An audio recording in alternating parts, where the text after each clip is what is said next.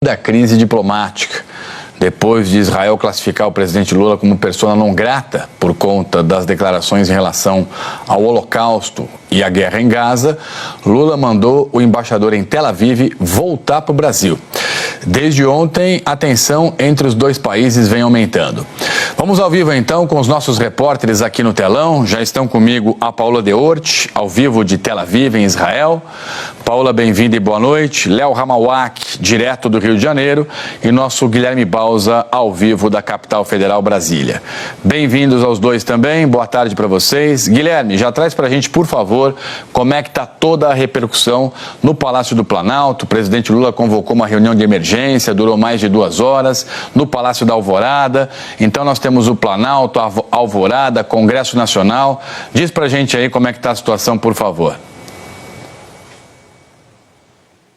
Oi, Trali, um ótimo final de tarde para você, para a Paola, para o Léo, para quem nos acompanha nesse momento na Globo News. Muita repercussão, claro, depois de tudo que tem acontecido, da declaração do presidente Lula, da reação do governo israelense. Aqui em Brasília, muita repercussão e o presidente Lula precisou convocar uma reunião de emergência, uma reunião que não estava na agenda e que aconteceu aqui no Palácio da Alvorada na parte da manhã, mais ou menos 2 horas e meia de reunião do presidente Lula com o Celso Amorim, o ex-chanceler, que hoje atua como assessor especial da área internacional do presidente. Também estavam nessa conversa o ministro da Comunicação Social, Paulo Pimenta, e o ministro das Relações Institucionais, Alexandre Padilha. Mais ou menos 2 horas e meia de reunião e, ao final dessa reunião, a decisão do governo brasileiro foi de convocar o embaixador do Brasil em Israel, o Frederico Meyer, para consultas, que é um gesto diplomático, um recado diplomático importante, de peso, né? Não chega a ser a ruptura, o rompimento de relações diplomáticas, mas é uma escalada nas tensões nessa crise diplomática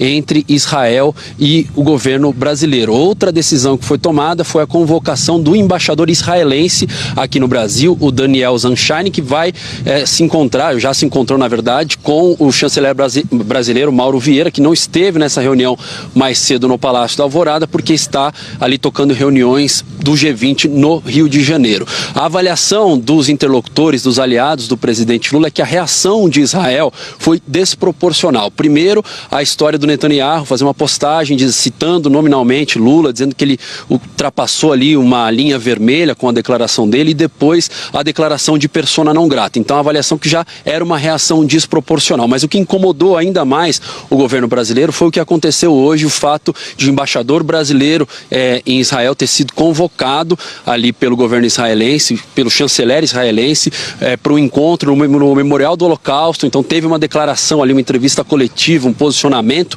do chanceler israelense. O brasileiro estava ao lado.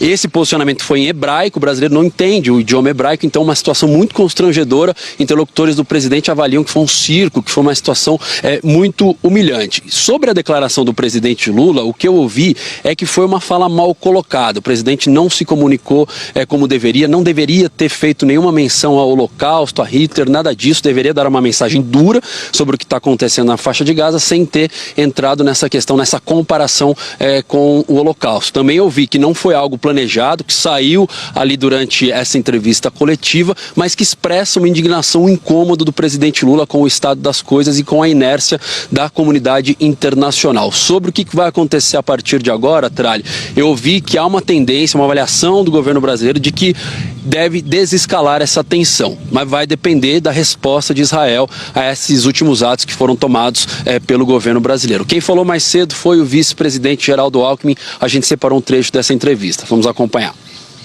O presidente Lula, ele deixou claro 2 coisas. A primeira, que o ato do Hamas foi um ato terrorista, primeiro item. E segundo, que ele defende a paz. O que quer é a paz, que haja aí um cessar-fogo no sentido da busca pela paz. Esse é o seu entendimento. O ministro das Relações Exteriores, Mauro Vieira, está no Rio de Janeiro. Ele convocou o embaixador israelense para uma reunião no Palácio do Itamaraty, no Rio. E o Léo Hamawak está por lá e tem os detalhes aqui para a gente. Léo, por favor, bem-vindo mais uma vez e bom fim de tarde para você.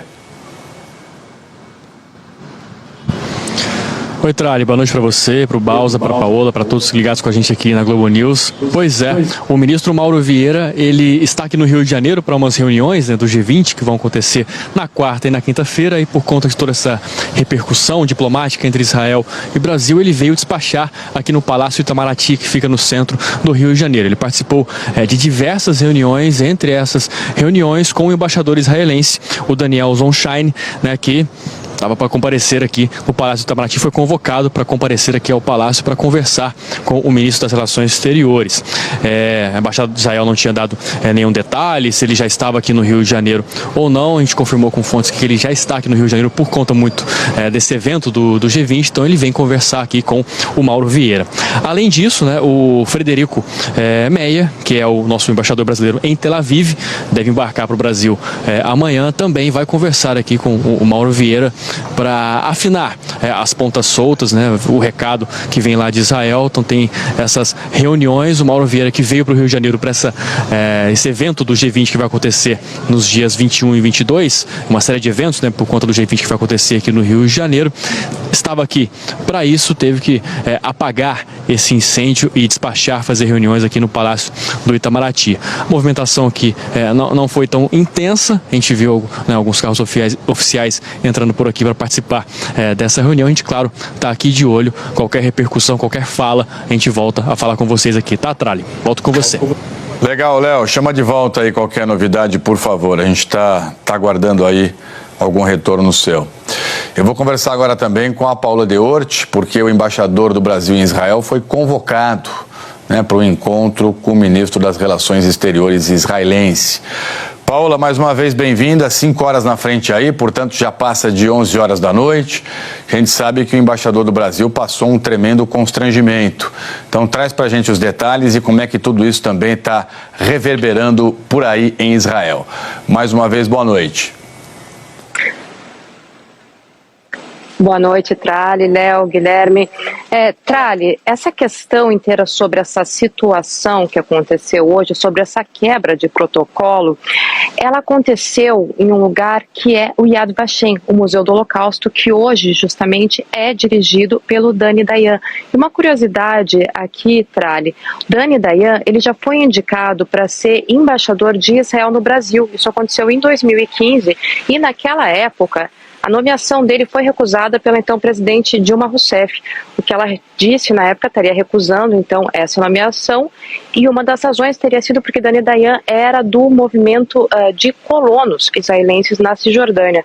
Então justamente esse cenário hoje escolhido para essa quebra de protocolo lembra de alguma forma essa crise que aconteceu, uma crise diplomática que aconteceu entre Brasil e Israel lá atrás, lá em 2015.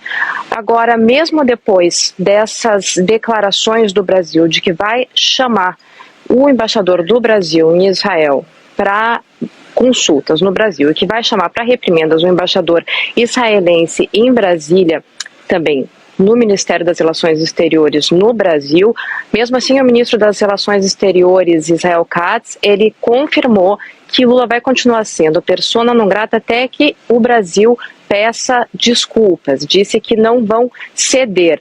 Hoje essa quebra de protocolo então aconteceu no Yad Vashem, que nem a gente estava falando agora. Essa quebra de protocolo, essa chamada de reprimenda, que resultou aí dessa chamada de reprimendas, esse é um termo da linguagem diplomática para quando acontece algum desentendimento entre dois países e um deles quer que o outro se explique.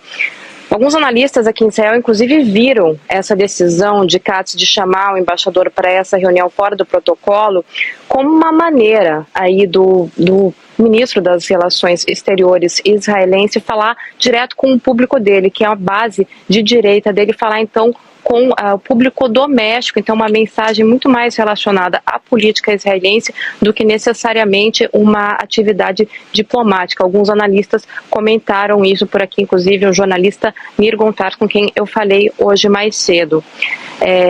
O primeiro-ministro israelense, então, ele se pronunciou ontem sobre essas falas do presidente do Brasil, disse que elas são vergonhosas e graves. Agora, essa decisão, então, de chamar o embaixador para consultas de volta no Brasil, eu consultei uma fonte diplomática que ela me explicou que é o seguinte: essa é uma forma de retirar o vínculo entre dois estados, um vínculo que acontece no nível mais alto aí na figura do embaixador, ou seja, é algo bem menor do que romper relações diplomáticas, mas é uma forma clara de dizer que você está reduzindo o nível de interlocução. É uma mensagem